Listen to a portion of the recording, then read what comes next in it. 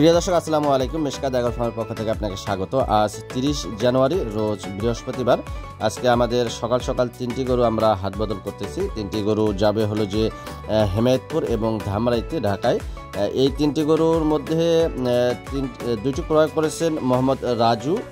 ওনার ঠিকানা হলো যে বাথলি, কালামপুর এবং ধামরাই।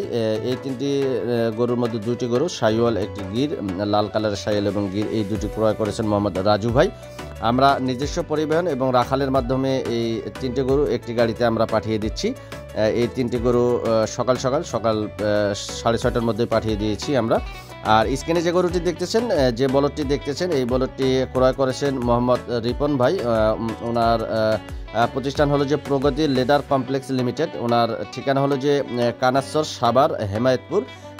তিনি আমাদের কাছ থেকে এই একটি বলদ ক্রয় করেছেন। এইগুলো আসলে আমরা এই 3টি একসঙ্গে আমরা নিজস্ব পরিবহন এবং আরিফুল রাখালের মাধ্যমে এই 3টে গরু আমরা পাঠিয়ে দিচ্ছি রিপন ভাইয়ের খামারে, অর্থাৎ প্রগতি এগ্রোতে। আপনারা ভিজিট করে আপনারা দেখতে পারবেন। সেখানে কোরবানি উপযোগী বেশ কিছু ষাঁড় গরু রয়েছে।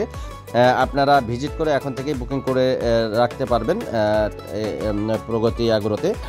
সেখানে বেশ কিছু গরু রয়েছে, আপনারা দেখে শুনে নিতে পারবেন, বুকিং করতে পারবেন 2025 সালের জন্য।